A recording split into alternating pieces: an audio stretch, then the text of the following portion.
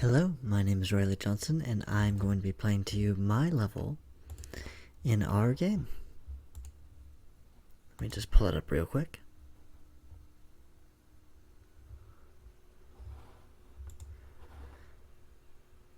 We are going to play through my level, which is going to be level 8 on our level select.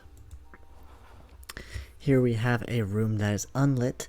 That is because I have made a fog of war as my level mechanic. So as you can see, none of the level has been discovered yet, so it is a mystery. This is a keypad room, which we developed during the last class. So it is mixing those two mechanics together. You can see there's a 1 there. There's an 8 there. There's a 3 there. And there's a 7 there. Also, all the buttons are scattered between the rooms.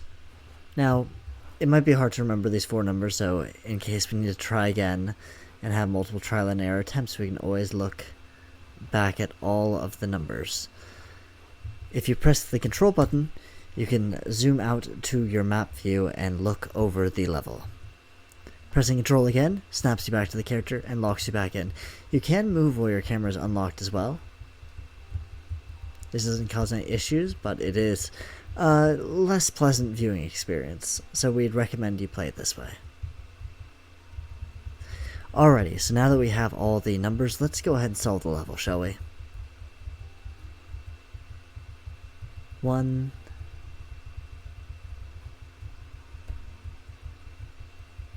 Oh, it's gonna be down here.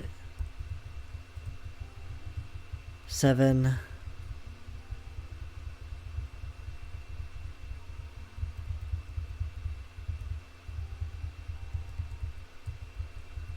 3.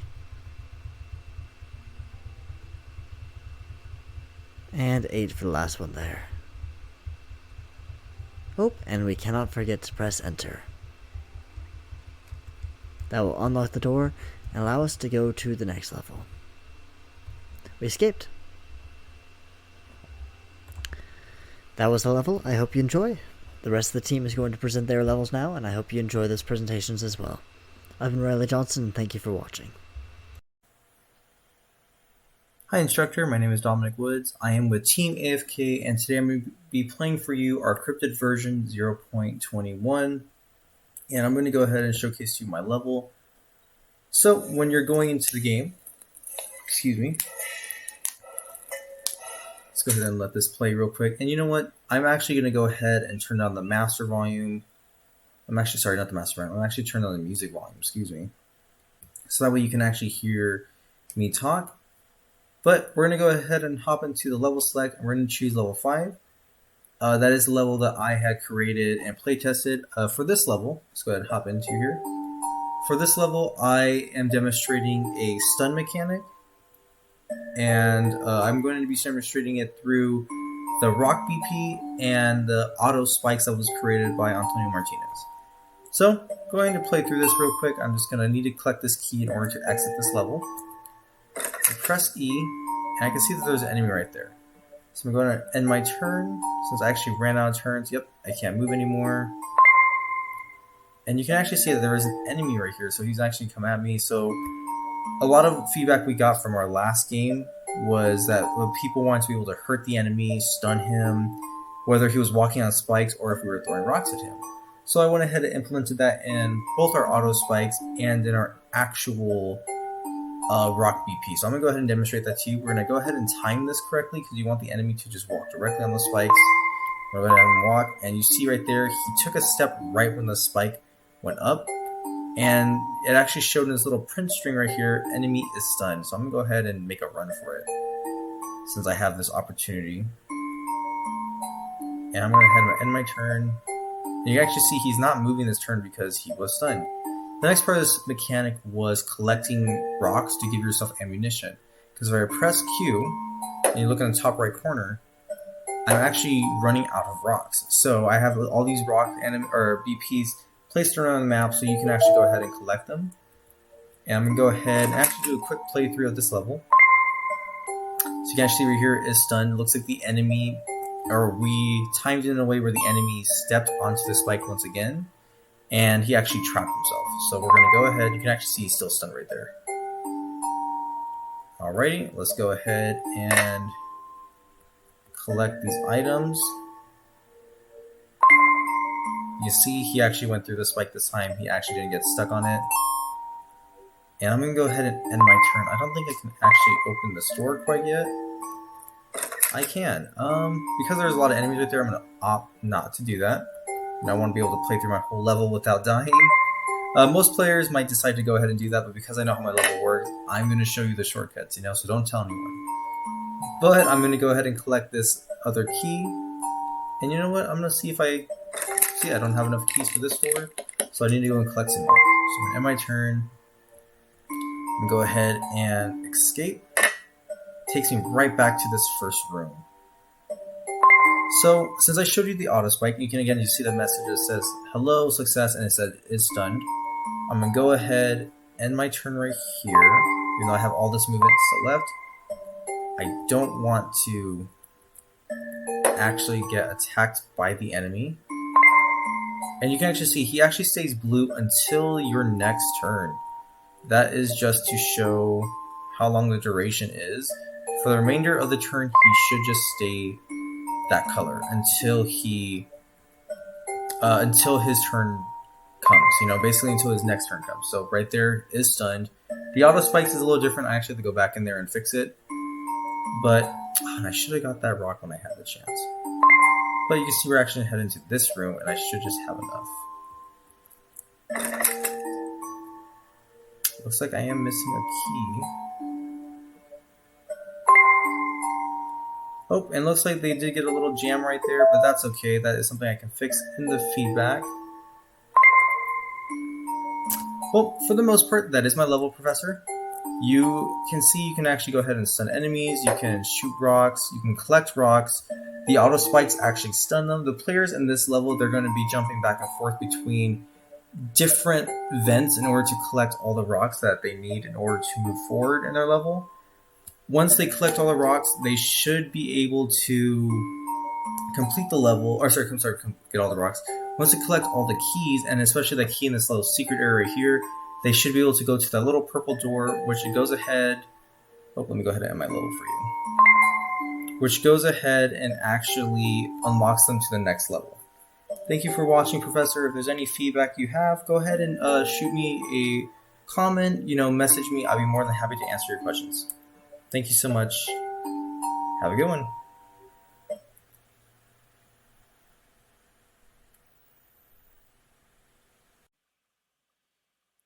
Hello, my name is Antonio Martinez, and I am part of Team AFKGames. We have created a game called Cryptid. Come over here, start, and go to level 7. You can see all the work I've done for Sprint 3. So, for Sprint 3, I separated my level into 3 sub-levels. And I created a mechanic in which my sub-levels are all based around, which is this vent mechanic right here. So, if we get to the next area, you can see we use the vent to avoid the enemy. And if we come over here, you can see there's a lot more vents and a lot more for me to show. So, coming around this side, these right here are considered floor vents, while these are considered wall vents. I consider them the same mechanic because at the moment they functionally operate exactly the same. The only difference is most of the time when I am using wall vents, I will go about placing them directly on the other side of the wall as to not cause confusion for the player. While the floor vents are used a little bit more loosely. I will put randomly at the moment.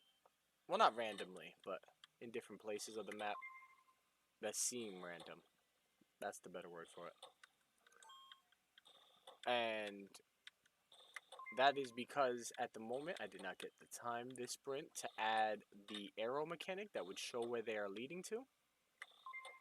But that is fine. So, as you can see, you use this floor vent right here, and it'll bring you all the way across the map. really useful for getting to areas you can't normally access, like this blocked off room. Just go straight in here and no worries.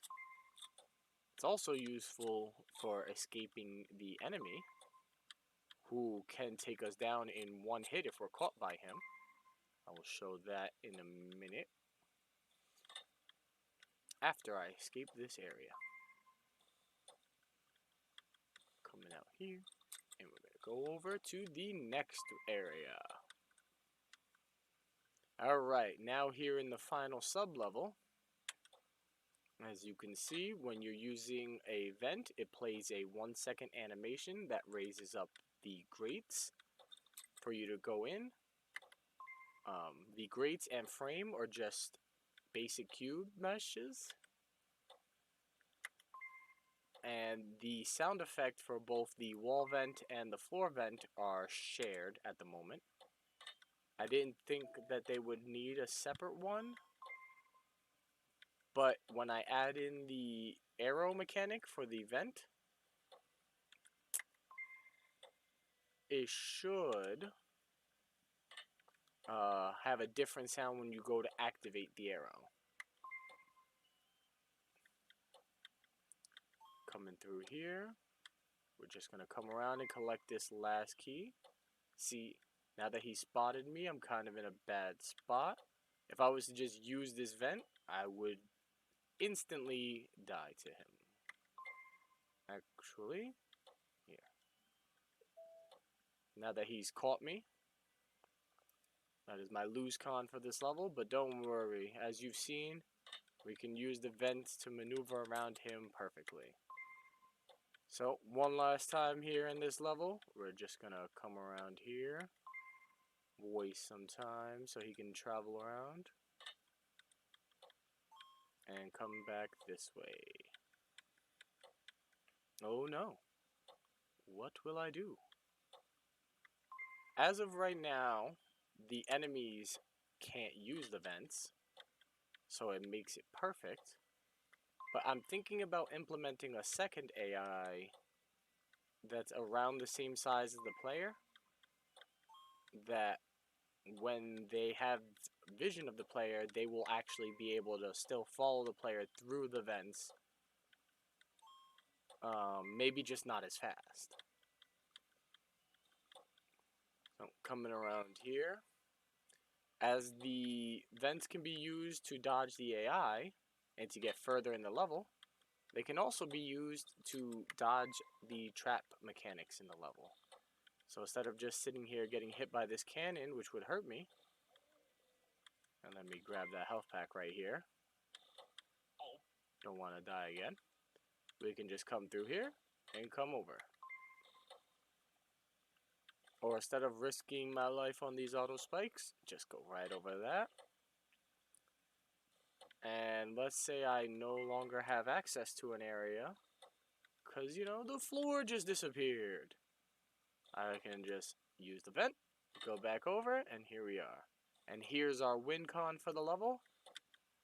And as of right now, since there is not another level after mine, you can just go end my turn, and you can use next level to go back to the main menu. Thank you for your time.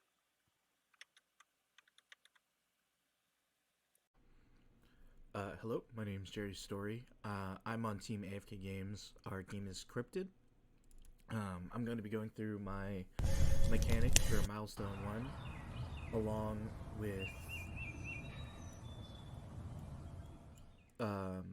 along with talking about the design level choices that I've made. So, hopping into the level, we have our standard background for the levels for right now. So this way we're not looking into the void. And we start in the middle of a hallway.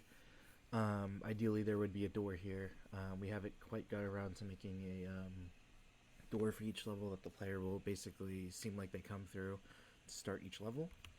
However, the rest of the level is pretty much complete.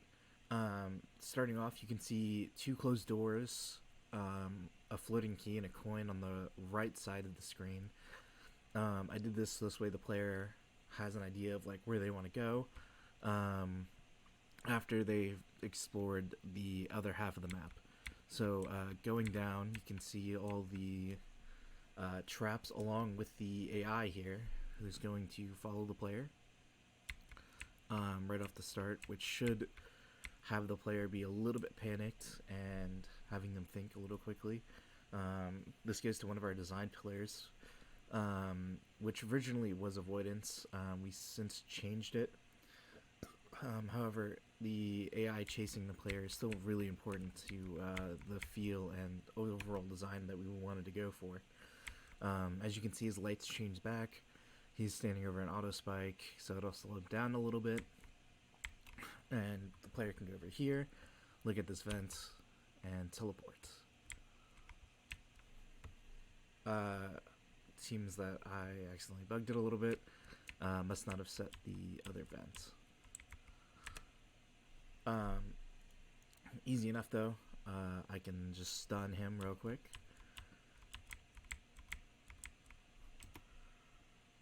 Yep, through the spikes, and then get away to the other side where the vent would have led.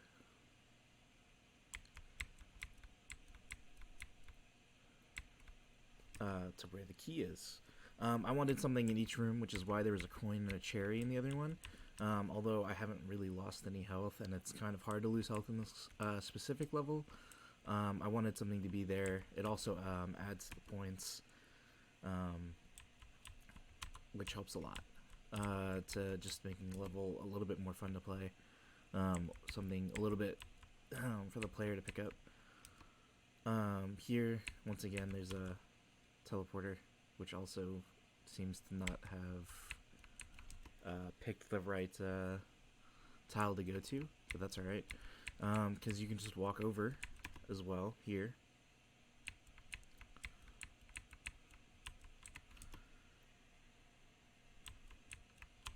And here, the player can get inside, get away from the AI, press the maze switch, which is my mechanic.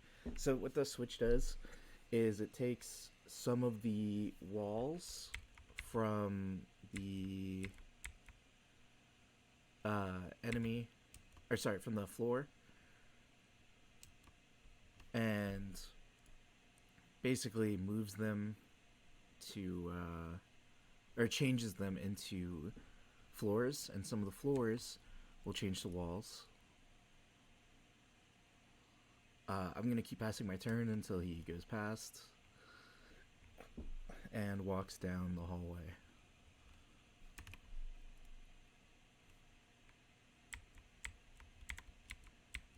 Just walk right past him. His peripheral is set to 75, so he can only see basically 75 degrees in front of him. He can't see the full 360. So basically his vision's kind of like a cone.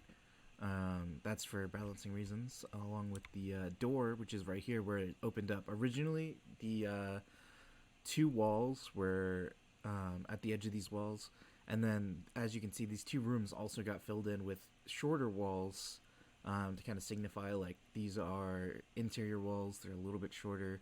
These are the ones that change, but you can just end the level. Ideally, time will be a little bit shorter for part-time to beat the level. Again, the doesn't seem like it saved my changes for the reference to the tile the vents were supposed to teleport to. But other than that, this is my mechanic, and this is the level I created to showcase it. This is a very intro to the IPM chart. Later on, I think that there would definitely be more practice and masters. Thank you for watching.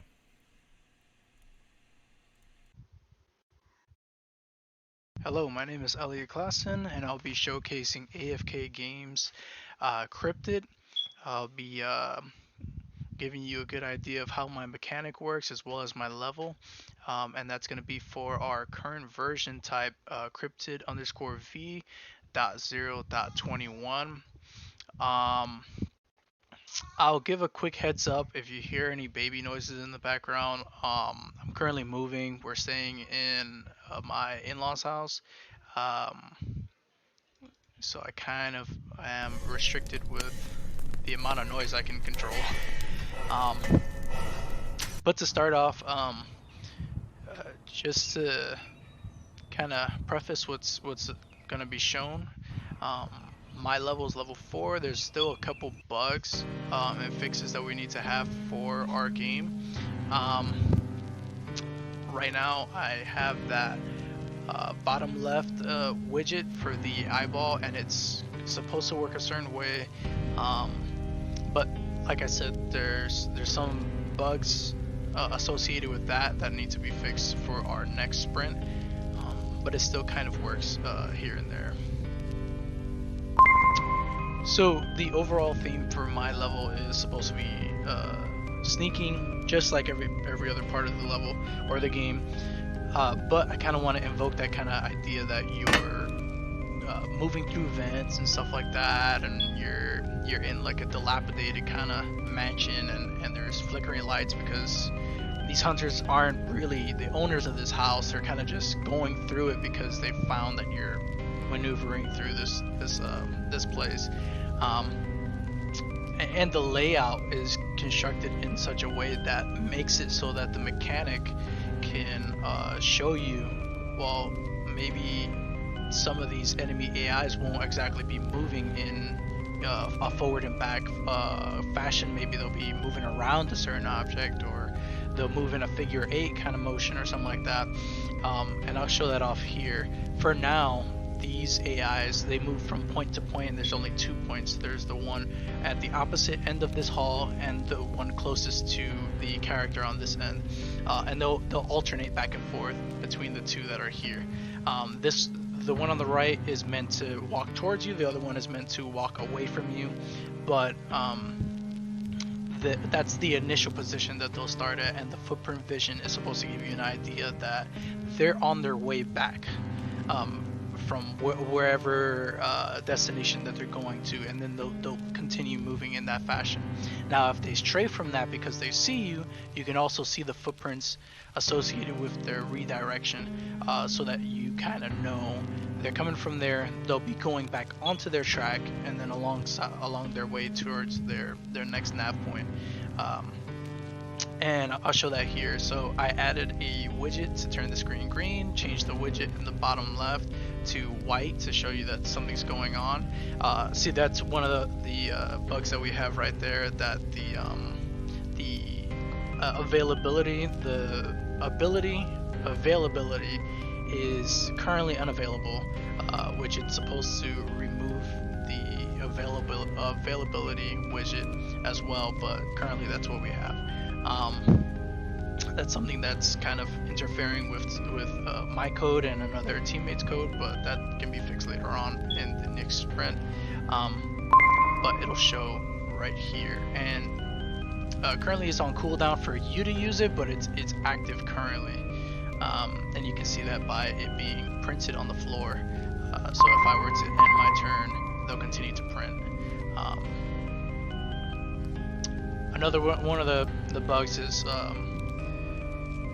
the footprints being printed backwards. They're currently working perfectly fine with this one over here, but I need to find a way to find the current orientation of the enemy AI and have that print in the fashion or the direction of wherever the enemy AI is rotated at.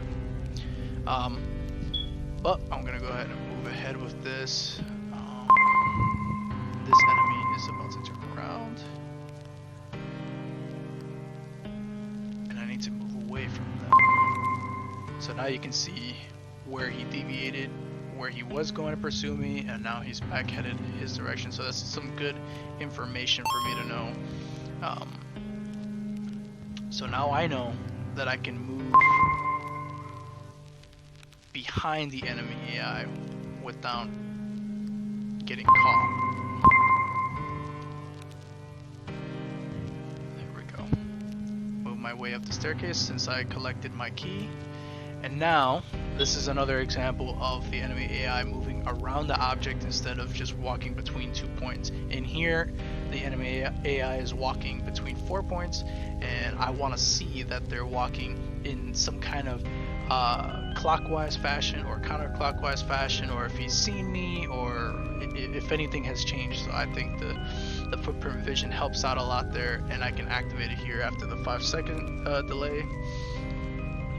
And the enemy's gonna move along, and I'll see the printed footprints. Now he turned around, so I should be able to walk behind him, and that's the indicator that I want. I want the player to have some kind of confidence with seeing where the footprints are and knowing that it's not going to turn around. It's not going to move from that as long as you're not seen. So see now, it turned the corner, and now I'm able to go behind the enemy AI, make my way around, and complete the level as soon as I make my way through the ventilation shafts.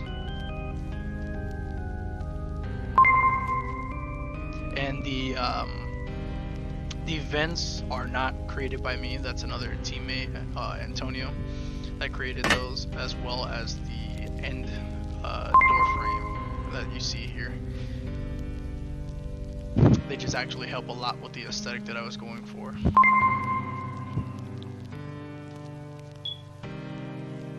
But yeah, with that said, thank you for watching the video. Hopefully that explained my mechanic pretty well, and gave a good sense of what I'm going for with the mechanic moving forward, and hopefully I can make changes enough to make it a really effective, capable thing, and something that somebody playing our game in the future wants to use to help them throughout the levels that we're creating. But yeah, with that being said, I'm going to put the video to an end. Thank you for watching.